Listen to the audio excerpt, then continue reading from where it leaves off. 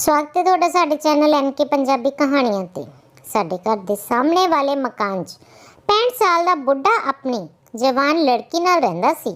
ਉਸ ਦੀ ਪਤਨੀ ਦੀ ਮੌਤ ਹੋ ਗਈ ਸੀ ਤੇ ਉਸ ਦਾ ਕੋਈ ਬੇਟਾ ਵੀ ਨਹੀਂ ਸੀ। ਅੰਕਲ ਜੀ ਦੀ ਬੇਟੀ ਬਹੁਤ ਸੋਹਣੀ ਸੀ। ਉਸ ਦੇ ਵਿਆਹ ਦੀ ਉਮਰ ਹੋ ਗਈ ਸੀ ਤੇ ਜੋ ਵੀ ਕੋਈ ਉਸ ਲੜਕੀ ਦਾ ਰਿਸ਼ਤਾ ਮੰਗਣ ਜਾਂਦਾ ਤਾਂ ਅੰਕਲ ਉਸ ਨੂੰ ਧੱਕੇ ਦੇ ਕੇ ਘਰੋਂ ਕੱਢ ਦਿੰਦਾ ਤੇ ਆਪਣੀ ਬੇਟੀ ਬਾਰੇ ਬਹੁਤ ਹੀ ਚੌਕਸ ਰਹਿੰਦਾ ਸੀ। ਉਸਨੇ ਕਦੇ ਘਰ ਦੇ ਦਰਵਾਜ਼ੇ ਨੂੰ ਖੁੱਲ੍ਹਾ ਨਹੀਂ ਛੱਡਿਆ ਸੀ। ਮੈਂ ਕਦੇ-ਕਦੇ ਉਹਨਾਂ ਬਾਪ ਬੇਟੀ ਨੂੰ ਦੇਖਦੀ ਤਾਂ ਮੇਰਾ ਦਿਲ ਚਾਹੁੰਦਾ ਕਿ ਮੈਂ ਜਾ ਕੇ ਉਸ ਦੀ ਬੇਟੀ ਨਾਲ ਗੱਲਬਾਤ ਕਰਾਂ। ਇੱਕ ਦਿਨ ਮੈਂ ਆਪਣੀ ਮਾਂ ਨੂੰ ਕਿਹਾ ਕਿ ਮਾਂ, ਮੈਨੂੰ ਲੱਗਦਾ ਹੈ ਕਿ ਮੈਨੂੰ ਜਾ ਕੇ ਨਾਲ ਵਾਲੀ ਨੀਲਮ ਨੂੰ ਮਿਲਣਾ ਪਵੇਗਾ। ਵਿਚਾਰੀ ਇਕੱਲੀ ਹੈ ਤੇ ਉਸ ਦਾ ਬੁੱਢਾ ਪਿਤਾ ਹਰ ਸਮੇਂ ਉਸ ਨੂੰ ਘਰੇ ਬੰਦ ਰੱਖਦਾ ਹੈ। ਮਾਂ ਕਹਿਣ ਲੱਗੀ ਕਿ ਬੇਟਾ, ਇਹ ਲੋਕ ਬਹੁਤ ਹੀ ਅਜੀਬ ਜਿਹੇ ਹਨ।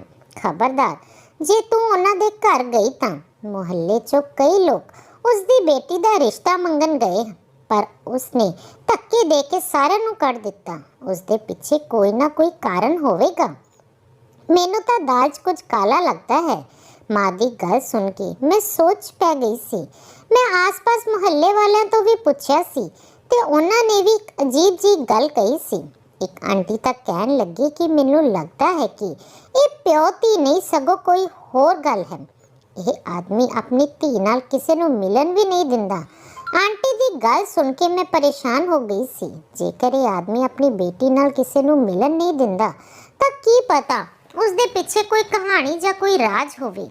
ਮੇਰੀ ਗੱਲ ਸੁਣ ਕੇ ਉਹ ਆਂਟੀ ਬੋਲੀ ਕਿ ਧੀਏ, ਕੋਈ ਕਾਰਨ ਨਹੀਂ ਹੋਵੇਗਾ, ਬਸ ਅੱਜ ਕੱਲ੍ਹ ਜ਼ਮਾਨਾ ਹੀ ਖਰਾਬ ਹੈ। ਤੂੰ ਵੀ ਉਹਨਾਂ ਲੋਕਾਂ ਤੋਂ ਦੂਰ ਰਹੀ।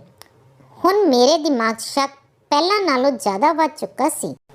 ਮੈਂ ਕਿਸੇ ਸੂਰਤ 'ਚ ਵੀ ਉਸ ਮਾਮਲੇ ਨੂੰ ਇੰਝ ਹੀ ਜਾਣ ਨਹੀਂ ਦੇਣਾ ਚਾਹੁੰਦੀ ਸੀ। ਇੱਕ ਦਿਨ ਮੈਂ ਉਸ ਘਰ ਦੇ ਦਰਵਾਜ਼ੇ ਅੱਗੋਂ ਜਾਣ ਲੱਗੀ ਤਾਂ ਮੈਨੂੰ ਅੰਦਰੋਂ ਰੋਣ ਦੀ ਆਵਾਜ਼ ਆਉਣ ਲੱਗੀ। ਰੋਣ ਦੀ ਆਵਾਜ਼ ਸੁਣ ਕੇ ਮੈਂ ਦਰਵਾਜ਼ੇ ਕੋਲ ਹੀ ਖੜੀ ਹੋ ਗਈ ਤੇ ਕੰਨ ਲਾ ਕੇ ਸੁਣਨ ਦੀ ਕੋਸ਼ਿਸ਼ ਕੀਤੀ ਤਾਂ ਇੱਕ ਲੜਕੀ ਦੇ ਰੋਣ ਦੀ ਆਵਾਜ਼ ਸੀ। ਮੈਂ ਘਰ ਦੇ ਦਰਵਾਜ਼ੇ ਤੇ ਗਈ ਤੇ ਦਰਵਾਜ਼ਾ ਖੋਲ੍ਹਿਆ ਤਾਂ ਸਾਹਮਣੇ ਅੰਕਲ ਜੀ ਖੜੇ ਸਨ। ਉਹਨਾਂ ਦੇ ਚਿਹਰੇ ਤੇ ਗੁੱਸਾ ਸੀ। ਮੈਨੂੰ ਦੇਖ ਉਹਨਾਂ ਕਿਹਾ, ਕੀ ਗੱਲ ਹੈ ਲੜਕੀ? ਮੈਂ ਕਿਹਾ ਕਿ ਅੰਕਲ ਜੀ ਮੁਆਫ ਕਰਿਆ, ਪਰ ਤੁਹਾਡੇ ਘਰ ਕਿਸੇ ਦੇ ਰੋਣ ਦੀ ਆਵਾਜ਼ ਆ ਰਹੀ ਸੀ, ਇਸ ਲਈ ਮੈਂ ਪਰੇਸ਼ਾਨ ਹੋ ਗਈ। ਲੱਗਿਆ ਸ਼ਾਇਦ ਮੈਨੂੰ ਮਦਦ ਕਰਨੀ ਚਾਹੀਦੀ ਹੈ। ਅਰੇ ਕਿਸ ਦੀ ਮਦਦ ਬੇਟਾ? ਸਾਨੂੰ ਤੇਰੀ ਮਦਦ ਦੀ ਕੋਈ ਲੋੜ ਨਹੀਂ ਹੈ। ਤੂੰ ਸਾਡੇ ਘਰ ਦੇ ਮਾਮਲੇ ਤੋਂ ਦੂਰ ਹੈ ਤਾਂ ਚੰਗਾ ਹੋਵੇਗਾ। ਅੰਕਲ ਨੇ ਖਰੀ ਖੋਟੀ ਸੁਣਾ ਕੇ ਦਰਵਾਜ਼ਾ ਮੇਰੇ ਮੂੰਹ ਤੇ ਬੰਦ ਕਰ ਦਿੱਤਾ। ਮੈਂ ਹੈਰਾਨ ਪਰੇਸ਼ਾਨ ਸੋਚਣ ਲੱਗੀ ਕਿ ਕਿੰਨਾ ਬਦਤਮੀਜ਼ ਤੇ ਖੜੂਸ ਬੁੱਢਾ ਹੈ। ਮੈਂ ਘਰ ਜਾ ਕੇ ਇਹ ਗੱਲ ਆਪਣੀ ਮਾਂ ਨੂੰ ਦੱਸੀ ਤਾਂ ਮਾਂ ਮੇਰੇ ਤੇ ਗੁੱਸਾ ਕਰਨ ਲੱਗੀ ਤੇ ਕਹਿਣ ਲੱਗੀ ਕਿ ਮੈਂ ਅੱਜ ਤੇਰੇ ਪਾਪਾ ਨੂੰ ਇਹ ਗੱਲ ਦੱਸਾਂਗੀ ਕਿ ਤੂੰ ਬਿਨਾਂ ਵਜ੍ਹਾ ਕਿਸੇ ਦੀ ਹਮਦਰਦੀ ਲੈਣ ਲਈ ਗੁਆਂਢ 'ਚ ਗਈ ਸੀ। ਤੂੰ ਉਹਨਾਂ ਦੀ ਕੀ ਮਦਦ ਕਰ ਸਕਦੀ ਹੈ? ਮੈਂ ਇਹ ਗੱਲਾਂ ਸੁਣ ਕੇ ਚੁੱਪ ਹੋ ਗਈ, ਪਰ ਮੈਂ ਸੋਚ ਲਿਆ ਕਿ ਮੈਂ ਉਸ ਲੜਕੀ ਨਾਲ ਦੋਸਤੀ ਕਰਕੇ ਰਹਾਂਗੀ। ਕੀ ਪਤਾ ਉਸ ਦੀ ਜ਼ਿੰਦਗੀ 'ਚ ਕੋਈ ਅੱਛਾਈ ਲਿਆ ਸਕਾਂ। ਇੱਕ ਦਿਨ ਮੈਂ ਆਪਣੀ ਸਹੇਲੀ ਮਮਤਾ ਦੇ ਘਰ ਗਈ, ਜਿਸ ਦਾ ਘਰ ਉਸੇ ਮੁਹੱਲੇ ਸੀ। ਮੈਂ ਮਮਤਾ ਨੂੰ ਕਿਹਾ ਕਿ ਅਸੀਂ ਛੱਤ ਤੇ ਚੱਲਦੇ ਹਾਂ, ਕਿਉਂਕਿ ਉਸ ਬੁੱਢੇ ਦਾ ਘਰ ਮਮਤਾ ਦੇ ਘਰ ਦੇ ਨਾਲ ਜੁੜਿਆ ਹੋਇਆ ਸੀ। ਉਸ ਘਰ ਦਾ ਵਿਹੜਾ ਛੱਤ ਤੋਂ ਨਜ਼ਰ ਆ ਰਿਹਾ ਸੀ। ਮੈਂ ਇਹ ਦੇਖ ਕੇ ਖੁਸ਼ ਹੋ ਗਈ। ਮਮਤਾ ਬੋਲੀ ਕਿ ਇਸ 'ਚ ਖੁਸ਼ ਹੋਣ ਵਾਲੀ ਕੀ ਗੱਲ ਹੈ? ਮੈਂ ਕਿਹਾ ਕਿ ਹੁਣ ਮੈਂ ਇਸ ਲੜਕੀ ਨਾਲ ਦੋਸਤੀ ਕਰ ਸਕਾਂਗੀ ਜੋ ਉਸ ਘਰ ਦੇ ਅੰਦਰ ਰਹਿੰਦੀ ਹੈ। ਮੈਂ ਆਪਣੀ ਦੋਸਤ ਨੂੰ ਵੀ ਸਾਰੀ ਸਮੱਸਿਆ ਦੱਸ ਦਿੱਤੀ ਤੇ ਉਸ ਨੂੰ ਕਿਹਾ ਕਿ ਮੈਨੂੰ ਲੱਗਦਾ ਹੈ ਕਿ ਉਸ ਘਰ ਜੋ ਲੜਕੀ ਰਹਿੰਦੀ ਹੈ ਉਸ ਨੂੰ ਸਾਡੀ ਮਦਦ ਦੀ ਲੋੜ ਹੈ। ਮੇਰੀ ਗੱਲ ਸੁਣ ਕੇ ਮਮਤਾ ਨੇ ਮੇਰੇ ਅੱਗੇ ਹੱਥ ਜੋੜੇ ਤੇ ਕਿਹਾ ਕਿ ਜਾਣਦੀ ਹੈ ਤੂੰ ਕਿਸ ਬਾਰੇ ਗੱਲ ਕਰ ਰਹੀ ਹੈ? ਉਸ ਦੀ ਗੱਲ ਨੇ ਮੈਨੂੰ ਹੋਰ ਜ਼ਿਆਦਾ ਡਰਾ ਦਿੱਤਾ ਸੀ। ਮੈਂ ਕਿਹਾ ਕਿ ਬਸ ਇੱਕ ਬੁੱਢਾ ਪਿਤਾ ਤੇ ਉਸ ਦੀ ਬੇਟੀ ਰਹਿੰਦੀ ਹੈ ਇੱਥੇ। ਮੇਰੀ ਗੱਲ ਤੇ ਮੇਰੀ ਸਹੇਲੀ ਕਹਿਣ ਲੱਗੀ ਕਿ ਪਾਗਲ ਲੜਕੀ, ਹੋ ਸਕਦਾ ਹੈ ਉਹ ਦੋਵੇਂ ਪਤੀ ਪਤਨੀ ਹੋਣ, ਇਸ ਲਈ ਉਹ ਆਪਣੀ ਪਤਨੀ ਨੂੰ ਕਿਸੇ ਨਾਲ ਮਿਲਣ ਨਹੀਂ ਦਿੰਦਾ। ਕਿਤੇ ਲੋਕ ਉਸ ਨੂੰ ਇਹ ਨਾ ਕਹਿ ਦੇਣ ਕਿ ਤੇਰੀ ਪਤਨੀ ਤਾਂ ਬਹੁਤ ਘੱਟ ਉਮਰ ਦੀ ਲੜਕੀ ਹੈ, ਜਦੋਂ ਕਿ ਤੂੰ ਉਸ ਦਾ ਪਿਤਾ ਲੱਗਦਾ ਹੈ। ਮੈਂ ਉਸ ਨੂੰ ਕਿਹਾ ਕਿ ਜੋ ਵੀ ਹੈ, ਮੈਂ ਉਸ ਲੜਕੀ ਨੂੰ ਰੋਂਦੇ ਹੋਏ ਦੇਖਿਆ ਹੈ, ਹੋ ਸਕਦਾ ਹੈ ਉਸ ਨੂੰ ਸਾਡੀ ਮਦਦ ਦੀ ਲੋੜ ਹੋਵੇ। ਮੇਰੀ ਦੋਸਤ ਨੇ ਕਿਹਾ ਕਿ ਚੰਗਾ ਹੈ, ਅਸੀਂ ਆਪਣੇ ਕੰਮ ਤੋਂ ਕੰਮ ਰੱਖੀਏ, ਨਹੀਂ ਤਾਂ ਅਸੀਂ ਬਿਨਾਂ ਵਜ੍ਹਾ ਕਿਸੇ ਮੁਸੀਬਤ 'ਚ ਫਸ ਜਾਵਾਂਗੇ। ਅਜੇ ਮੈਂ ਤੇ ਮਮਤਾ ਇਹ ਗੱਲ ਕਰ ਹੀ ਰਹੇ ਸੀ ਕਿ ਉਹ ਲੜਕੀ ਸਾਨੂੰ ਵਿਹੜੇ 'ਚ चलदी हुई नज़र आई। मैं उसनों देख के ममता नूं इशारा किया ਤਾਂ ਉਹ ਵਿਹੜੇ 'ਚ ਆ ਗਈ। ਜੇਕਰ ਅਸੀਂ ਚਾਹੀਏ ਤਾਂ ਉਸ ਨਾਲ ਗੱਲ ਕਰ ਸਕਦੇ ਹਾਂ। ਮਮਤਾ ਕਹਿਣ ਲੱਗੀ ਕਿ ਤੂੰ ਹੀ ਗੱਲ ਕਰ, ਮੈਂ ਇੱਥੋਂ ਜਾ ਰਹੀ ਹਾਂ। ਖਾਮਖਾ ਉਸ ਬੁੱਢੇ ਤੋਂ ਆਪਣੀ ਬੇਇੱਜ਼ਤੀ ਨਹੀਂ ਕਰਵਾ ਸਕਦੀ। ਮਮਤਾ ਦੇ ਜਾਣ ਤੋਂ ਬਾਅਦ ਮੈਂ ਉਸ ਲੜਕੀ ਨੂੰ ਇਸ਼ਾਰਾ ਕੀਤਾ। ਮੈਨੂੰ ਦੇਖਦੇ ਹੀ ਉਹ ਅੰਦਰ ਜਾਣ ਲੱਗੀ ਸੀ ਤਾਂ ਮੈਂ ਉਸ ਨੂੰ ਕਿਹਾ ਕਿ ਮੈਂ ਉਸ ਨਾਲ ਦੋਸਤੀ ਕਰਨਾ ਚਾਹੁੰਦੀ ਹਾਂ। ਮੇਰੀ ਗੱਲ ਸੁਣ ਕੇ ਉਹ ਪੌੜੀਆਂ ਚੜ੍ਹਦੀ ਹੋਈ ਛੱਤ ਵੱਲ ਆਉਣ ਲੱਗੀ। ਮੈਂ ਉਸ ਦੇ ਆਉਂਦੇ ਹੀ ਉਸ ਨੂੰ ਨਮਸਤੇ ਬੁਲਾਈ। ਫਿਰ ਉਹ ਪੁੱਛਣ ਲੱਗੀ ਕਿ ਤੈਨੂੰ ਮੇਰਾ ਖਿਆਲ ਕਿਵੇਂ ਆਇਆ। ਮੈਂ ਕਿਹਾ ਕਿ ਮੈਂ ਤੈਨੂੰ ਅਕਸਰ ਦੇਖਦੀ ਰਹਿੰਦੀ ਹਾਂ, ਮੈਨੂੰ ਲੱਗਦਾ ਹੈ ਕਿ ਤੂੰ ਦੁਖੀ ਰਹਿੰਦੀ ਹੈ। ਮੈਨੂੰ ਹਮੇਸ਼ਾ ਤੇਰਾ ਖਿਆਲ ਰਹਿੰਦਾ ਸੀ ਕਿ ਤੂੰ ਮੇਰੇ ਨਾਲ ਦੋਸਤੀ ਕਰੇਂਗੀ। ਉਹ ਬੋਲੇ ਕਿ ਮੇਰੇ ਨਾਲ ਦੋਸਤੀ ਕਰਕੇ ਕਿ ਤੂੰ ਵੀ ਬਰਬਾਦ ਹੋਣਾ ਚਾਹੁੰਦੀ ਹੈ। ਉਸ ਦੀ ਇਹ ਗੱਲ ਸੁਣ ਕੇ ਮੈਨੂੰ ਬਹੁਤ ਦੁੱਖ ਹੋਇਆ। ਮੈਂ ਕਿਹਾ ਕਿ ਤੇਰੇ ਨਾਲ ਦੋਸਤੀ ਕਰਕੇ ਕੋਈ ਬਰਬਾਦ ਕਿਉਂ ਹੋਵੇਗਾ। ਜੇਕਰ ਤੂੰ ਚਾਹੇ ਤਾਂ ਤੂੰ ਮੇਰੇ ਨਾਲ ਹਰ ਤਰ੍ਹਾਂ ਦੀ ਗੱਲ ਸ਼ੇਅਰ ਕਰ ਸਕਦੀ ਹੈ। ਮੈਂ ਤੇਰੀ ਮਦਦ ਕਰਾਂਗੀ ਤੇ ਵਾਅਦਾ ਕਰਦੀ ਹਾਂ ਕਿਸੇ ਗੈਰ ਇਨਸਾਨ ਨੂੰ ਤੇਰਾ ਕੋਈ ਰਾਜ਼ ਨਹੀਂ ਦੱਸਾਂਗੀ। ਮੇਰੀ ਗੱਲ ਸੁਣ ਕੇ ਉਹ ਹੱਸ ਕੇ ਕਹਿਣ ਲੱਗੀ ਕਿ ਮੈਂ ਇੱਕ ਬਦਕਿਸਮਤ ਲੜਕੀ ਹਾਂ। ਮੈਨੂੰ ਲੱਗਦਾ ਹੈ ਕਿ ਮੇਰੇ ਪਿਤਾ ਨੇ ਮੈਨੂੰ ਉਸ ਘਰ 'ਚ ਬੰਦ ਕਰਕੇ ਚੰਗਾ ਨਹੀਂ ਕੀਤਾ, ਪਰ ਹੁਣ ਜਦੋਂ ਆਪਣੀ ਕਹਾਣੀ ਦੇਖਦੀ ਹਾਂ ਤਾਂ ਅਜਿਹਾ ਲੱਗਦਾ ਹੈ ਕਿ ਪਿਤਾ ਜੀ ਨੇ ਜੋ ਕੀਤਾ ਉਹ ਠੀਕ ਹੀ ਕੀਤਾ। ਮੈਂ ਉਸੇ ਦੇ ਕਾਬਿਲ ਸੀ। ਮੈਂ ਉਸ ਦੀ ਗੱਲ ਸੁਣ ਕੇ ਪਰੇਸ਼ਾਨ ਹੋ ਗਈ। ਉਹ ਤਾਂ ਬੁਝਾਰਤਾਂ ਪਾ ਰਹੀ ਸੀ। ਮੇਰੇ ਕੋਲ ਸਮਾਂ ਘੱਟ ਸੀ। ਇੰਨੇ 'ਚ ਮੇਰੀ ਸਹੇਲੀ ਛੱਤ 'ਤੇ ਆ ਗਈ ਤੇ ਬੋਲੀ ਕਿ ਤੇਰੀ ਮਾਂ ਤੈਨੂੰ ਬੁਲਾ ਰਹੀ ਹੈ। ਮੈਂ ਆਪਣੀ ਮਾਂ ਨਾਲ ਘਰ ਵਾਪਸ ਚਲੀ ਗਈ, ਪਰ ਮੈਂ ਸੋਚ ਲਿਆ ਕਿ ਹੁਣ ਮੈਂ ਨੀਲਮ ਦੇ ਘਰ ਜਾ ਕੇ ਉਸ ਨਾਲ ਗੱਲ ਕਰਿਆ ਕਰਾਂਗੀ। ਅਗਲੇ ਦਿਨ ਮੈਂ ਫਿਰ ਮਮਤਾ ਦੇ ਘਰ ਆ ਗਈ। ਮੈਂ ਛੱਤ 'ਤੇ ਦੇਖਿਆ ਤਾਂ ਉਹੀ ਲੜਕੀ ਆਪਣੇ ਵਿਹੜੇ 'ਚ ਬੈਠੀ ਹੋਈ ਸੀ, ਪਰ ਹੁਣ ਉਸ ਦੇ ਹੌਂਕਿਆਂ ਦੀ ਆਵਾਜ਼ ਉੱਪਰ ਤੱਕ ਆ ਰਹੀ ਸੀ। ਇਹ ਦੇਖ ਕੇ ਮੈਂ ਪਰੇਸ਼ਾਨ ਹੋ ਗਈ।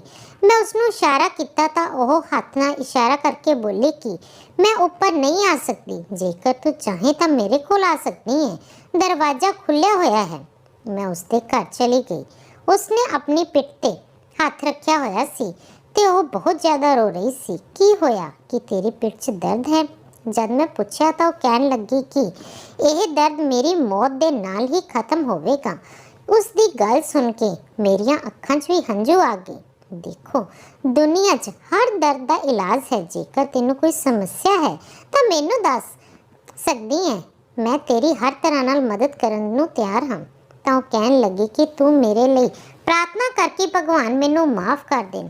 ਮੇਰਾ ਜ਼ੁਰਮ ਬਹੁਤ ਵੱਡਾ ਹੈ ਤੇ ਮੇਰੇ ਪਿਤਾ ਬਹੁਤ ਚੰਗੇ ਆਦਮੀ ਹਨ। ਮੈਨੂੰ ਡਰ ਵੀ ਲੱਗ ਰਿਹਾ ਸੀ ਕਿ ਜੇਕਰ ਇਹ ਗੱਲ ਮਾਂ ਨੂੰ ਪਤਾ ਲੱਗ ਗਈ ਤਾਂ ਉਹ ਮੇਰੇ ਨਾਲ ਬਹੁਤ ਗੁੱਸਾ ਹੋਵੇਗੀ।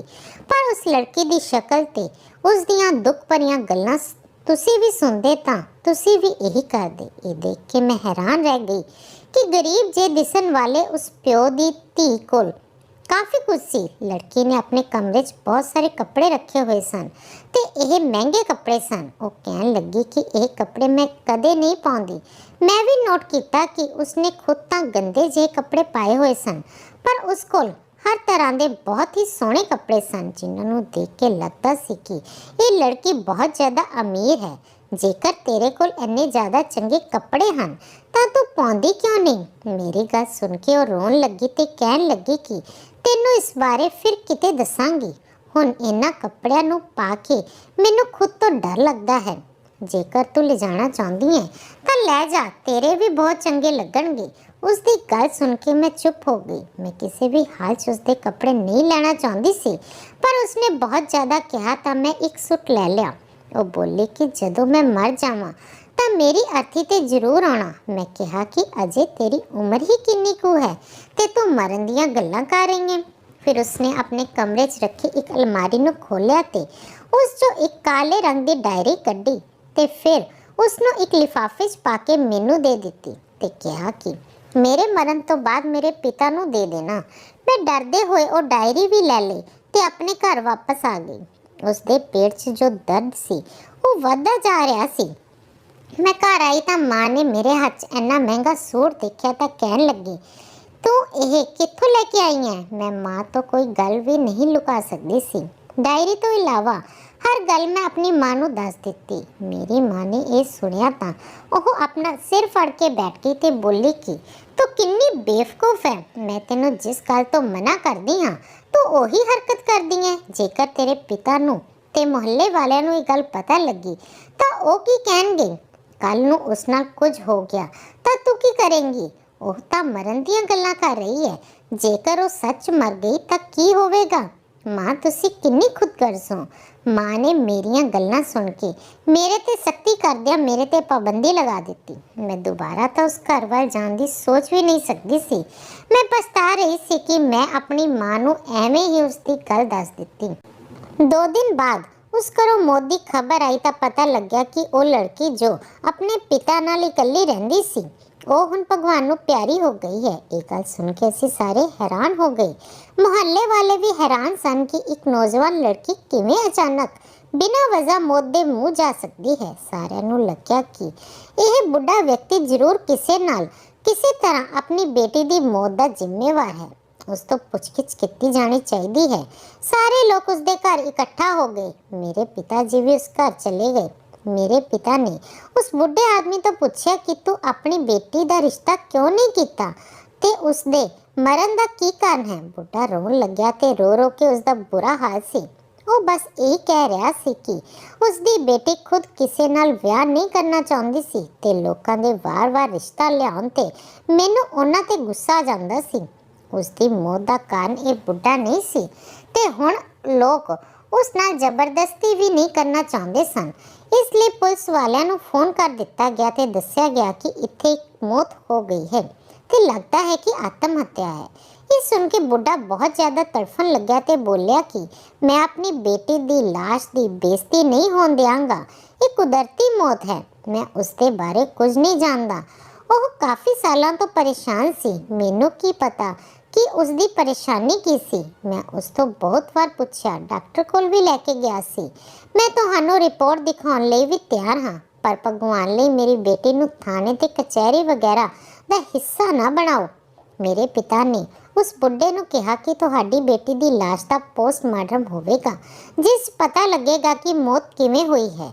ਕੋਈ ਵੀ ਅਜਿਹਾ ਕੰਮ ਨਹੀਂ ਹੋਵੇਗਾ ਜਿਸ ਨਾਲ ਤੁਹਾਡੀ ਬੇਟੀ ਦੀ ਲਾਸ਼ ਦੀ ਬੇਇੱਜ਼ਤੀ ਹੋਵੇ। ਜੇਕਰ ਤੁਹਾਨੂੰ ਲੱਗਦਾ ਹੈ ਕਿ ਤੁਸੀਂ ਬੇਕਸੂਰ ਹੋ ਤਾਂ ਹੋ ਸਕਦਾ ਹੈ ਕਿ ਕੋਈ ਹੋਰ ਉਸ ਦੀ ਮੌਤ ਦਾ ਕਾਰਨ ਬਣਿਆ ਹੋਵੇ, ਪਰ ਬਿਨਾਂ ਜਾਂਚ ਪੜਤਾਲ ਕੀਤੇ ਆਪਣੀ ਬੇਟੀ ਨੂੰ ਚਿਤਾ ਤੇ ਪਾਉਣ ਦਾ ਮਤਲਬ ਇਹ ਹੈ ਕਿ ਤੁਸੀਂ ਉਸ ਨੂੰ ਇਨਸਾਫ ਨਹੀਂ ਦਿਵਾ ਰਹੇ। ਉਹ ਉਸ ਦਾ ਹੱਕ ਹੈ। ਸਾਰੇ ਮੁਹੱਲੇ ਵਾਲਿਆਂ ਦੀਆਂ ਗੱਲਾਂ ਸੁਣ ਕੇ ਬੁੱਢਾ ਸਾਰਿਆਂ ਅੱਗੇ ਹੱਥ ਜੋੜਨ ਲੱਗਿਆ, ਪਰ ਕਿਸੇ ਨੇ ਵੀ ਉਸ ਦੀ ਗੱਲ ਤੇ ਵਿਸ਼ਵਾਸ ਨਹੀਂ ਕੀਤਾ ਕਿਉਂਕਿ ਸਾਰਿਆਂ ਨੂੰ ਸ਼ੱਕ ਸੀ ਕਿ ਇਹ ਜ਼ਿਆਦਾ ਮਿੰਨਤਾਂ ਇਸ ਲਈ ਕਰ ਰਿਹਾ ਸੀ ਕਿਉਂਕਿ ਲੜਕੀ ਦੀ ਮੌਤ ਇਸ ਦਾ ਹੱਥ ਹੈ। ਆਖਰਕਾਰ ਪੋਸਟਮਾਰਟਮ ਰਿਪੋਰਟ ਲਈ ਲਾਸ਼ ਨੂੰ ਥਾਣੇ ਤੋਂ ਹਸਪਤਾਲ ਪਹੁੰਚਾਇਆ ਗਿਆ। ਜਦੋਂ ਬੁੱਢਾ ਘਰ ਆਇਆ ਤਾਂ ਉਹ ਬਹੁਤ ਤਸੱਲੀ ਸੀ ਤੇ ਹੈਰਾਨ ਵੀ ਸੀ। ਉਸਦੇ ਹੰਝੂ ਹੁਣ ਰੁਕ ਚੁੱਕੇ ਸਨ, ਪਰ ਕਿਸੇ ਨੂੰ ਇਹ ਨਹੀਂ ਪਤਾ ਸੀ ਕਿ ਪੋਸਟਮਾਰਟਮ ਰਿਪੋਰਟ ਕੀ ਆਈ ਹੈ। ਪੁਲਿਸ ਵਾਲਿਆਂ ਨੇ ਬੁੱਢੇ ਨੂੰ ਬੇਕਸੂਰ ਕਹਿ ਕੇ ਛੱਡ ਦਿੱਤਾ ਸੀ ਤੇ ਮੇਰੇ ਪਿਤਾ ਨੇ ਵੀ ਕਿਹਾ ਕਿ ਬੁੱਢਾ ਬੇਕਸੂਰ ਹੈ। ਉਸਨੇ ਆਪਣੀ ਬੇਟੀ ਨੂੰ ਨਹੀਂ ਮਾਰਿਆ ਸੀ, ਪਰ ਅਸੀਂ ਅੰਦਰ ਦੀ ਕਹਾਣੀ ਜਾਣਨਾ ਚਾਹੁੰਦੇ ਸੀ ਕਿ ਆਖਰ ਉਸ ਲੜਕੀ ਨਾਲ ਕੀ ਹੋਇਆ ਸੀ। ਮੈਂ ਸੋਚਿਆ ਕਿ ਮੈਂ ਖੁਦ ਜਾ ਕੇ ਬੁੱਢੇ ਤੋਂ ਪੁੱਛਾਂ, ਪਰ ਮਾਂ ਨੇ ਮੈਨੂੰ ਸਖਤੀ ਨਾਲ ਮਨਾ ਕਰ ਰੱਖਿਆ ਸੀ। ਸੋ ਮੈਂ ਇਹ ਗੱਲ ਆਪਣੇ ਮੂੰਹ ਤੇ ਨਾ ਲਈ, ਪਰ ਕੁਝ ਦਿਨਾਂ ਬਾਅਦ ਮੈਂ ਸੋਚਿਆ ਕਿ ਉਹ ਡਾਇਰੀ ਜੋ ਮੈਂ ਉਸ ਲੜਕੀ ਤੋਂ ਲਈ ਸੀ, ਉਸਨੇ ਮੈਨੂੰ ਇਹੀ ਗੱਲ ਆਖੀ ਸੀ ਕਿ ਜਦੋਂ ਮੈਂ ਮਰ ਜਾਵਾਂ ਤਾਂ ਇਹ ਲਿਫਾਫਾ ਜਿਸ 'ਚ ਡਾਇਰੀ ਹੈ ਉਹ ਮੇਰੇ ਬੁੱਢੇ ਪਿਤਾ ਨੂੰ ਦੇ ਦੇਣਾ। ਮੈਂ ਸੋਚਿਆ ਕਿ ਕਿਉਂ ਨਾ ਜਾ ਕੇ ਡਾਇਰੀ ਦੇ ਆਵਾਂ।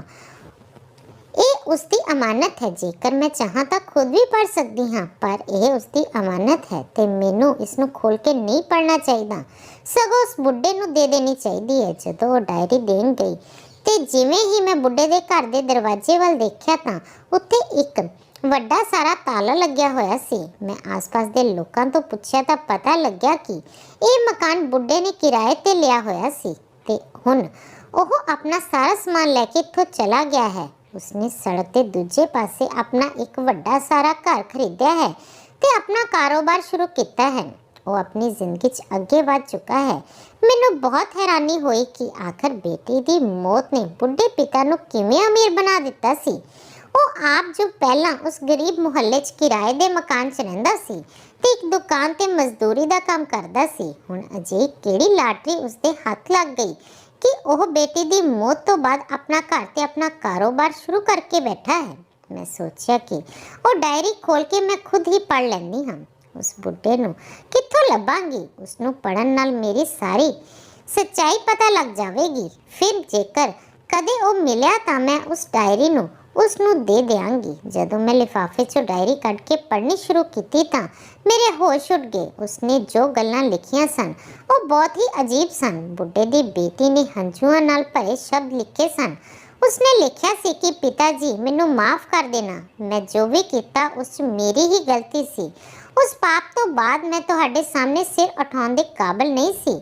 ਤੁਹਾਡੇ ਪਾਲਣ ਪੋਸ਼ਣ ਦਾ ਕੋਈ ਕਸੂਰ ਨਹੀਂ ਸੀ। ਮਾਂ ਦੇ ਮਰਨ ਤੋਂ ਬਾਅਦ ਤੁਸੀਂ ਮੈਨੂੰ ਮਾਂ ਦੀ ਕੋਈ ਕਮੀ ਨਹੀਂ ਹੋਣ ਦਿੱਤੀ। ਮੈਨੂੰ ਇੱਕ ਲੜਕੇ ਰਵੀ ਨਾਲ ਪਿਆਰ ਹੋ ਗਿਆ ਸੀ। ਜੇਕਰ ਮੈਂ ਉਸ ਦੀਆਂ ਗੱਲਾਂ 'ਚ ਨਾ ਆਉਂਦੀ ਤੇ ਇੰਨਾ ਵੱਡਾ ਕਦਮ ਨਾ ਚੁੱਕਦੀ ਤਾਂ ਉਹ ਮੈਨੂੰ ਕਦੇ ਵੀ ਆਪਣੇ ਘਰ ਲੈ ਕੇ ਨਾ ਜਾਂਦਾ। ਰਵੀ ਇੱਕ ਬਹੁਤ ਹੀ ਅਮੀਰ ਪਿਤਾ ਦਾ ਬੇਟਾ ਸੀ। ਮੈਂ ਉਸ ਦੀ ਵੱਡੀ ਸਾਰੀ ਗੱਡੀ ਤੇ ਉਸ ਦਾ ਬੰਗਲਾ ਦੇਖ ਕੇ ਪਾਗਲ ਹੋ ਗਈ ਸੀ। ਮੈਨੂੰ ਲੱਗਿਆ ਕਿ ਉਹ ਸੱਚ ਮੈਨੂੰ ਪਿਆਰ ਕਰਦਾ ਹੈ ਤੇ ਮੇਰੇ ਨਾਲ ਵਿਆਹ ਕਰੇਗਾ, ਪਰ ਉਹ ਤਾਂ ਮੈਨੂੰ ਆਪਣੇ ਮਕਸਦ ਲਈ ਇਸਤੇਮਾਲ ਕਰ ਰਿਹਾ ਸੀ। ਮੈਂ ਰਵੀ ਨੂੰ ਕਿਸੇ ਮਸੀਹਾ ਤੋਂ ਘੱਟ ਨਹੀਂ ਮੰਨਦੀ ਸੀ, ਪਰ ਉਹ ਮਸੀਹਾ ਨਹੀਂ ਸਗੋਂ ਇੱਕ ਭੇੜੀਆ ਨਿਕਲਿਆ। ਮੈਂ ਇੱਕ ਗਰੀਬ ਪਿਤਾ ਦੀ ਬੇਟੀ ਸੀ। ਮੈਂ ਜਦੋਂ ਉਸ ਦੇ ਵੱਡੇ ਘਰ 'ਚ ਕਦਮ ਰੱਖਿਆ ਤਾਂ ਉਸਨੇ ਮੇਰੇ ਨਾਲ ਇਹੀ ਵਾਅਦਾ ਕੀਤਾ ਸੀ ਕਿ ਉਹ ਮੈਨੂੰ ਉਸ ਘਰ ਦੀ ਬਹੂ ਬਣਾਵੇਗਾ, ਮੈਨੂੰ ਉਸ ਘਰ ਦੀ ਰਾਣੀ ਬਣਾ ਕੇ ਰੱਖੇਗਾ। ਪਰ ਉੱਥੇ ਜਾ ਕੇ ਮੈਨੂੰ ਪਤਾ ਲੱਗਿਆ ਕਿ ਉਹ ਤਾਂ ਮੇਰੀ ਇੱਜ਼ਤ ਲੁੱਟਣ ਲਈ ਮੈਨੂੰ ਇੱਥੇ ਲਿਆਇਆ ਹੈ। ਮੈਂ ਇਕੱਲੀ ਲੜਕੀ ਕੁਝ ਨਹੀਂ ਕਰ ਸਕਦੀ ਸੀ। ਮੇਰੀ ਚੀਕ ਪੁਕਾਰ ਦੀ ਆਵਾਜ਼ ਕਿਸੇ ਨੇ ਨਹੀਂ ਸੁਣੀ ਸੀ। ਹੁਣ ਮੇਰੇ ਕੋਲ ਕੁਝ ਨਹੀਂ ਬਚਿਆ ਸੀ। ਜਦੋਂ ਰਵੀ ਆਪਣੇ ਮਕਸਦ 'ਚ ਕਾਮਯਾਬ ਹੋ ਗਿਆ ਤਾਂ ਉਸਨੇ ਮੇਰੇ ਸਾਹਮਣੇ ਇੱਕ ਹੀਰੇ ਦੀ ਚੈਨ ਸੁੱਟੀ ਤੇ ਕਿਹਾ ਕਿ ਇਹ ਤੇਰਾ ਗਿਫਟ ਹੈ। ਮੈਂ ਇਹ ਸੁਣ ਰੱਖਿਆ ਸੀ ਕਿ ਹੀਰਾ ਨਿਕਲਣ ਨਾਲ ਇਨਸਾਨ ਦੀ ਮੌਤ ਹੋ ਜਾਂਦੀ ਹੈ। ਮੈਂ ਹੁਣ ਮਰ ਜਾਣਾ ਚਾਹੁੰਦੀ ਸੀ, ਇਸ ਲਈ ਮੈਂ ਉਹ ਹੀਰੇ ਦੀ ਚੈਨ ਨਿਗਲ ਲਈ। ਮੈਨੂੰ ਕੁਝ ਸਮਝ ਨਹੀਂ ਆਇਆ ਕਿ ਉਹ ਚੈਨ ਕਿਵੇਂ ਮੇਰੇ ਹੱਥ 'ਚੋਂ ਹੇਠਾਂ ਉਤਰ ਗਈ, ਪਰ ਮੇਰੀ ਮੌਤ ਨਹੀਂ ਹੋਈ। ਰਵੀ ਨੇ ਮੈਨੂੰ ਥੋੜੀ ਦੇਰ ਉਸ ਕਮਰੇ 'ਚ ਰੱਖਿਆ ਤੇ ਫਿਰ ਮੈਨੂੰ ਮੇਰੇ ਘਰ ਛੱਡ ਦਿੱਤਾ। ਉਹ ਪਲ ਮੇਰੀ ਆਤਮਾ ਤੇ ਹਮੇਸ਼ਾ ਲਈ ਬੋਝ ਬਣ ਗਿਆ ਸੀ। ਮੈਂ ਖੁਦ ਨੂੰ ਕਦੇ ਮਾਫ ਨਹੀਂ ਕਰ ਸਕਾਂਗੀ। ਮੈਂ ਪਿਤਾ ਜੀ ਤੋਂ ਲੁਕ ਕੇ ਰਵੀ ਨੂੰ ਮਿਲਦੀ ਸੀ ਤੇ ਹੁਣ ਮੈਂ ਮਰ ਜਾਣਾ ਚਾਹੁੰਦੀ ਸੀ। ਮੇਰੇ ਪੇਟ 'ਚ ਬਹੁਤ ਦਰਦ ਰਹਿੰਦਾ ਸੀ। ਮੈਂ ਅੱਜ ਤੱਕ ਕਿਸੇ ਡਾਕਟਰ ਨੂੰ ਇਹ ਸੱਚਾਈ ਨਹੀਂ ਦੱਸੀ ਸੀ। ਮੇਰੇ ਪੇਟ 'ਚੋਂ ਨਿਕਲਣ ਵਾਲਾ ਖਜ਼ਾਨਾ ਮੇਰੇ ਪਿਤਾ ਦੀ ਗਰੀਬੀ ਨੂੰ ਮਿਟਾ ਸਕਦਾ ਸੀ। ਮੈਂ ਜਿਉਂਦੇ ਜੀ ਤੁਹਾਨੂੰ ਇਹ ਸੱਚਾਈ ਦੱਸ ਕੇ ਤੁਹਾਡੀ ਇੱਜ਼ਤ ਤਾਰ-ਤਾਰ ਨਹੀਂ ਕਰਨਾ ਚਾਹੁੰਦੀ ਸੀ। ਮੇਰੇ 'ਚ ਇੰਨੀ ਹਿੰਮਤ ਨਹੀਂ ਸੀ। ਮੇਰੇ ਪਿਆਰੇ ਪਾਪਾ, ਹੁਣ ਤਾਂ ਮੈਂ ਮਰ ਗਈ ਹਾਂ। ਭਗਵਾਨ ਲਈ ਮੈਨੂੰ ਮਾਫ ਕਰ ਦੇਣਾ। ਤੁਹਾਡੀ ਪਿਆਰੀ ਬੇਟੀ ਨੀਲਮ। ਉਸ ਲੜਕੀ ਦੇ ਦੁੱਖ ਦਾ ਅੰਦਾਜ਼ਾ ਮੈਨੂੰ ਹੋ ਚੁੱਕਿਆ ਸੀ। ਬਾਪ ਬੇਟੀ ਦੀ ਇੱਜ਼ਤ ਤੇ ਕੋਈ ਆਂਚ ਨਾ ਆਵੇ, ਇਸ ਲਈ ਪੂਰੀ ਦੁਨੀਆ ਨਾਲ ਲੜਦਾ ਹੈ ਤੇ ਉਹ ਬੇਟੀ ਜੇਕਰ ਆਪਣੇ ਪਿਤਾ ਦੀ ਇੱਜ਼ਤ ਕੁਝ ਪਲਾਂ ਲਈ ਤੇ ਕੁਝ ਮਿੱਠੀਆਂ ਗੱਲਾਂ ਅੱਗੇ ਗਵਾ ਦੇਵੇ ਤਾਂ ਉਸ ਤੋਂ ਬਦਕਿਸਮਤ ਕੌਣ ਹੋਵੇਗਾ। ਭਗਵਾਨ ਲਈ ਜੋ ਲੜਕੀਆਂ ਮੇਰੀ ਇਹ ਕਹਾਣੀ ਸੁਣ ਰਹੀਆਂ ਹਨ, ਉਹ ਇਸ ਤੋਂ ਸਬਕ ਲੈਣ ਤੇ ਮੈਨੂੰ ਦੱਸਣ ਕਿ ਮੈਨੂੰ ਉਹ ਡਾਇਰੀ ਉਸਦੇ ਪਿਤਾ ਨੂੰ ਦੇਣੀ ਚਾਹੀਦੀ ਹੈ ਜਾਂ ਨਹੀਂ। ਜੇਕਰ ਮੈਂ ਉਹਨਾਂ ਨੂੰ ਇਹ ਡਾਇਰੀ ਦੇ ਦੇਵਾਂ ਤਾਂ ਉਹ ਉਸ ਨੂੰ ਪੜ੍ਹ ਕੇ ਜਿਉਂਦੇ ਜੀ ਮਰ ਜਾਣਗੇ। ਮੈਂ ਬਹੁਤ ਪਰੇਸ਼ਾਨ ਹਾਂ, ਮੈਨੂੰ ਜ਼ਰੂਰ ਦੱਸਣਾ। ਸੋ ਦੋਸਤੋ, ਤੁਹਾਨੂੰ ਸਾਡੀ ਅੱਜ ਦੀ ਇਹ ਕਹਾਣੀ ਜੇਕਰ ਪਸੰਦ ਆਈ ਤਾਂ ਵੀਡੀਓ ਨੂੰ ਲਾਈਕ ਕਰਨਾ ਤੇ ਕਮੈਂਟ ਕਰਕੇ ਜ਼ਰੂਰ ਦੱਸਣਾ ਤੇ ਵੀਡੀਓ ਨੂੰ ਜ਼ਿਆਦਾ ਤੋਂ ਜ਼ਿਆਦਾ ਸ਼ੇਅਰ ਕਰਨਾ। ਜੇਕਰ ਤੁਸੀਂ ਸਾਡੇ ਚੈਨਲ ਐਨਕੇ ਪੰਜਾਬੀ ਕਹਾਣੀਆਂ ਤੇ ਪਹਿਲੀ ਵਾਰ ਆਏ ਹੋ ਤਾਂ ਸਾਡੇ ਚੈਨਲ ਨੂੰ ਜ਼ਰੂਰ ਸਬਸਕ੍ਰਾਈਬ ਕਰ ਲੈਣਾ। ਧੰਨਵਾਦ।